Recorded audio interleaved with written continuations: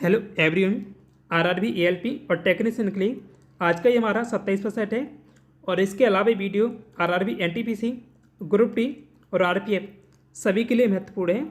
तो चलिए शुरू करते हैं आज के इस वीडियो को। निम्न में से किसे कोशिका का पावर हाउस कहा जाता है? तो माइटोकॉन्ड्रिया को कहा जाता है। आंसर इसका ऑप्शन नंबर ए है, माइटोकॉन्ड्रिया। वर्ष 2024 के लिए भारत का चौथा सर्वोच्च नागरिक सम्मान पद्मश्री पाने वाले टेनिस खिलाड़ी रोहन बोपन्ना किस राज्य से संबंधित हैं? तो रोहन बोपन्ना किस राज्य से हैं? एक कर्नाटक राज्य से संबंधित हैं। तो याद रखिएगा, टेनिस खिलाड़ी हैं रोहन बोपन्ना। आधुनिक आवर्त सारणी में पहले आवर्त में कितने तत्व हैं? तो कितने तत्व हैं? 2 तत्व हैं। देखिए आवर्त सारणी ये है, हाइड्रोजन और हीलियम, ये पहले आवर्त में दोनों तत्व हैं। निम्न में से किस महाद्वीप में एक भी ज्वालामुखी नहीं है? तो ऑस्ट्रेलिया में एक भी ज्वालामुखी नहीं है। आंसर इसका ऑप्शन नंबर बी है, ऑस्ट्रेलिया। नेक्स्ट क्वेश्चन है, विद्युत धारा का एसआई मात्रक क्या है? तो विद्युत धारा का एसआई मात्रक होता है एम्पियर। अब अगला प्रश्न है, विद्युत धारा राशि है, यानी या खालिस्तान में ये बताना है कि सदिश राशि है या अदिश। तो ये अदिश राशि है, यानी स्केलर। वे भौतिक राशियाँ जिनमें केवल परिणाम होता है और दिशा नहीं, तो इन्हें स्केलर या अदिश राशियाँ, स्केलर क्वांटिटी कहते हैं। जैसे द्रव्यमान, चाल, आयतन, कार्य, समय, ऊर्जा, विद्युत धारा, ताप, दाब आदि। तो एक ही इन्हें फ्लो में याद रखिएगा, द्रव्यमान, चाल, आयतन, कार्य, समय, ऊर्जा, विद्युत धारा, ताप और दाब आदि विद्युत जो अदिश राशियाँ हैं। चंद्रमा पर गोल्फ खेलने वाले पहले व्यक्ति कौन थे? तो ये कौन थे? एलन शेपर्ड थे। देखिए 6 फरवरी 1971 को अपोलो 14 मिशन के अंतरिक्ष यात्री एलन शेपर्ड चंद्रमा पर गोल्फ खेलने वाले पहले व्यक्ति बने थे। अब अगला प्रश्न है, भारत की राष्ट्रीय आय और प्रति व्यक्ति आय की गणना का प्रथम प्रयास निम्न में से किसने किया था? तो दादाभाई नौरोजी के द्वारा किया गया था।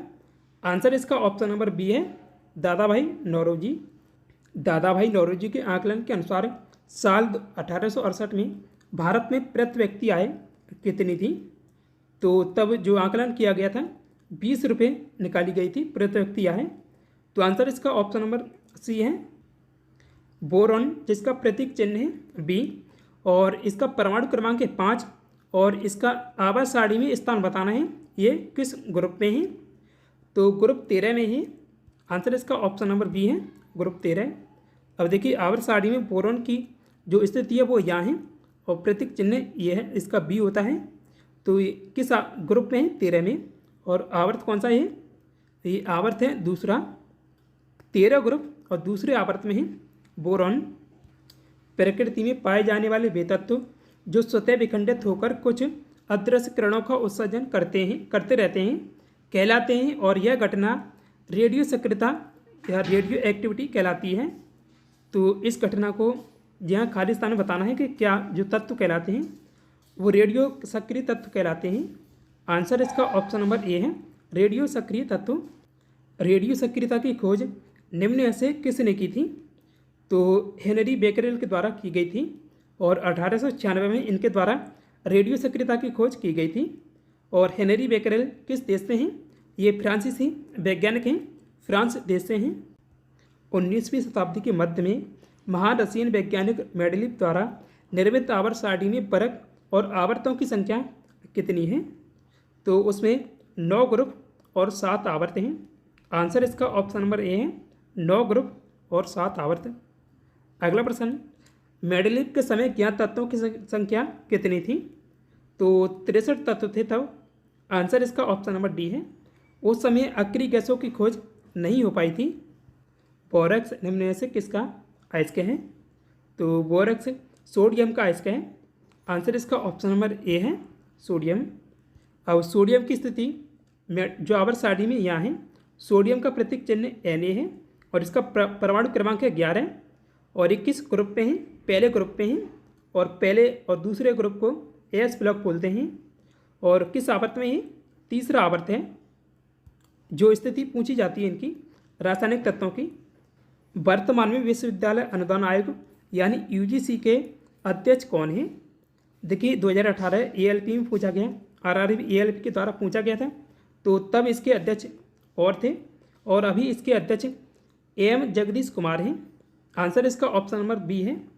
अब बात करें विश्वविद्यालय अनुदान आयोग के बारे में, तो इसकी स्थापना कब हुई थी?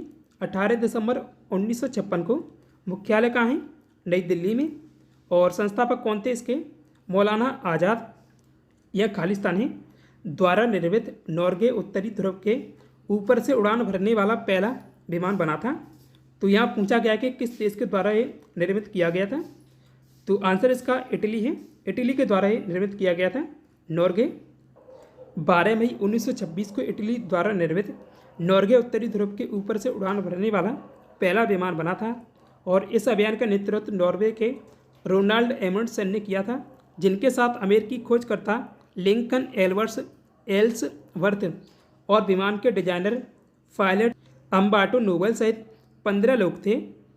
भारत में वायु खेलों या एयर स्पोर्ट का सर्वोच्च शासी निकाय है, तो ये है air sports federation of India. ये रेलवे ग्रुप टी 2022 में पूछा गया सवाल था। भारत को 2030 तक शीर्ष हवाई खेल राष्ट्रों में से एक बनाने की दिशा में एक और कदम उठाते हुए केंद्रीय नागर विमानन मंत्रालय ने जून 2022 में देश की पहली राष्ट्रीय वायु खेल नीति की घोषणा की थी। और air sports federation of India यानी ASFI इस पहल के लिए सर्वोच्च शासी निकाय इसे चुना गया था। कोई बल 1 kg पिंड की गति को 4 मीटर प्रति सेकंड से 8 मीटर प्रति सेकंड तक बढ़ा देता है। तो बल द्वारा किया गया कार्य क्या होगा? तो बल द्वारा किया गया कार्य निकालना है। तो यहाँ पर जो दिया है उसको लिखेंगे पहले। तो m बराबर यानी द्रव्यमान m बराबर 1 kg और प्रारंभिक वेग यानी u बराबर 4 मीटर प्रति सेकंड दिया हुआ है, और अंतिम वेग यानी v बराबर 8 मीटर प्रति सेकंड दिया हुआ है। अब देखिए यहाँ वेग में परिवर्तन हो रहा है, तो और निकालना क्या है? कार्य। तो कार्य निकालने के लिए अब वैसे फॉर्मूला होता है इसका, जो W बराबर F इंटू एच।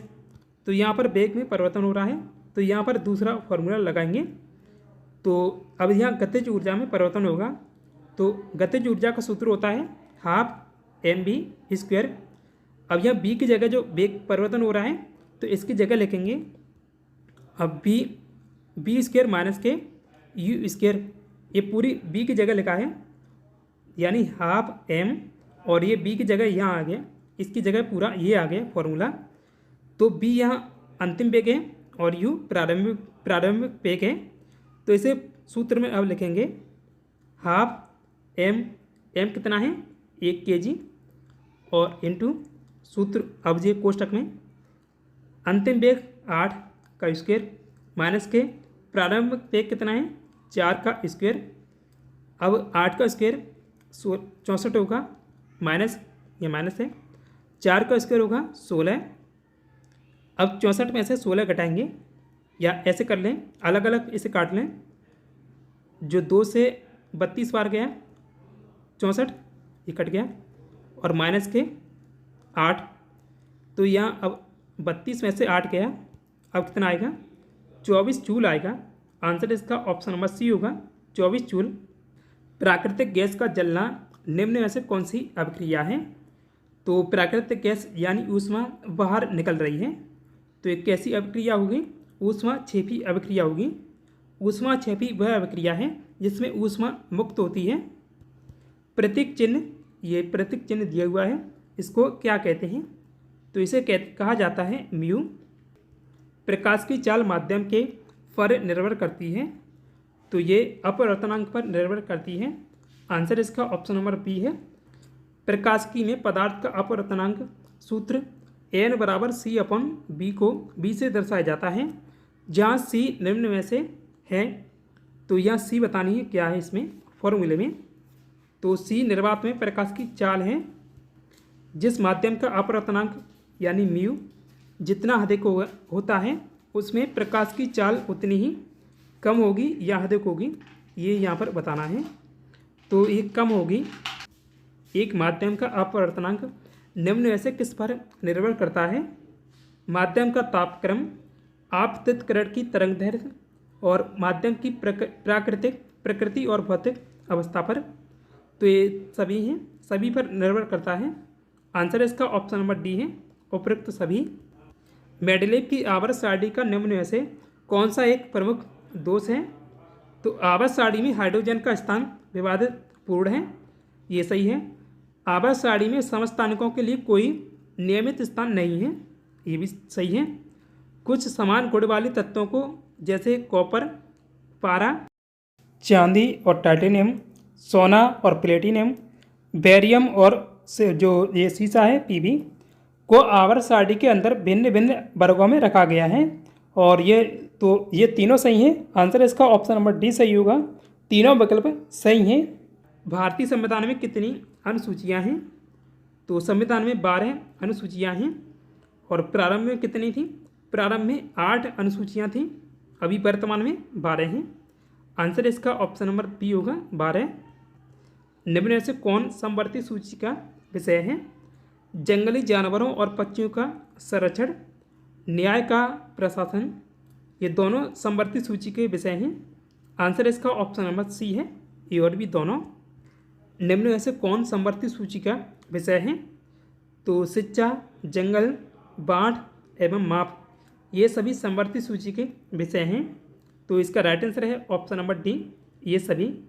देखिए 1976 में 42वें संशोधन अधिनियम के माध्यम से 5 विषयों को राज्य सूची से समवर्ती सूची में स्थानांतरित कर दिया गया था। और वे सभी विषय यहाँ 5 दिए हुए हैं। भारत में पहली बार सोने के सिक्के वंश द्वारा जारी किए गए थे, यानी किस वंश के द्वारा जारी किए गए थे? तो कुषाणों के द्वारा ये जारी किए गए थे। खालिस्तान विभाजन अविकसित कोशिकाओं जैसे जीवाणुओं, नीलहरित शैवाल, ईस्ट अमीबा तथा प्रोटोजोआ में होता है। तो ये विभाजन किस में होता है? असूत्री विभाजन होता है ये, यानी एमिटोसिस। आंसर इसका ऑप्शन नंबर ए है, असूत्री विभाजन। निम्न में से कौन स्क्वैश खिलाड़ी नहीं है? तो ज्योत्सना चिनप्पा, अभय सिंह, वेलविन सेंथिल कुमार, ये तीनों स्क्वैश खिलाड़ी हैं। जो पीवी सिंधु हैं, ये बैडमिंटन खिलाड़ी हैं। तो सही जवाब होगा पीवी सिंधु। नेक्स्ट, देश की सबसे बड़ी जीवन बीमा कंपनी निम्न में से कौन सी है? ये LIC है। आंसर इसका ऑप्शन नंबर सी है, LIC। भारतीय जीवन बीमा निगम या LIC के वर्तमान में अध्यक्ष कौन है? इसके वर्तमान में अध्यक्ष सिद्धार्थ मोहंती हैं। LIC ये स्थापना कब हुई थी इसकी? 1 सितंबर 1956 को। मुख्यालय कहाँ है LIC का? मुंबई में। अध्यक्ष सिद्धार्थ मोहंती हैं। कांग्रेस के पहले अध्यक्ष कौन थे? तो कांग्रेस के पहले अध्यक्ष थे BMS चंद्र बनर्जी, या WC बनर्जी भी कहते हैं शॉर्ट में। नॉर्थ अटलांटिक ट्रीटी ऑर्गेनाइजेशन यानी नाटो का 32वां सदस्य देश कौन बना है? तो ये स्वीडन बना है। अभी तक फिनलैंड नाटो का 31वां सदस्य देश था, अब 32वां स्वीडन बन गया है। अभी इसमें 32 ही देश हैं। नाटो की स्थापना कब हुई थी? तो नाटो की स्थापना हुई थी 4 अप्रैल 1949 को। नाटो का हेडक्वार्टर कहाँ है? ब्रुसेल्स, बेल्जियम में। महासचिव कौन है अभी? जेंस स्टोल्टेनबर्ग हैं। वर्तमान में रूस के राष्ट्रपति कौन हैं? तो रूस के अभी राष्ट्रपति व्लादिमीर पुतिन हैं। नेक्स्ट, 1 मार्च 2024 को अजीज कुरैशी का निधन हो गया। वे किस राज्य के पूर्व राज्यपाल थे? इसका आंसर होगा उत्तर प्रदेश के। विश्व विरासत स्थल महाबोधि मंदिर, जो 2002 में इसे यूनेस्को का दर्जा दिया गया था, ये कहाँ पर स्थित है? तो महाबोधि मंदिर बिहार में स्थित है। महाबोधि मंदिर बिहार के बोध गया में एक बौद्ध मंदिर है। और ये स्थल बौद्ध वृक्ष, यहाँ पर बौद्ध वृक्ष मौजूद हैं। इसके नीचे बुद्ध को ज्ञान प्राप्त हुआ था। तो आज के इस वीडियो में इतना ही। अब प्रीवियस क्वेश्चन का आंसर है कंप्यूटर का मस्तिष्क है, यानी कंप्यूटर का मस्तिष्क किसे कहते हैं? तो ये CPU को कहा जाता है। आंसर इसका ऑप्शन नंबर ए है। आज के लिए टेस्ट क्वेश्चन, यूनेस्को में शामिल होने वाला देश का 42वां विश्व धरोहर स्थल कौन सा है?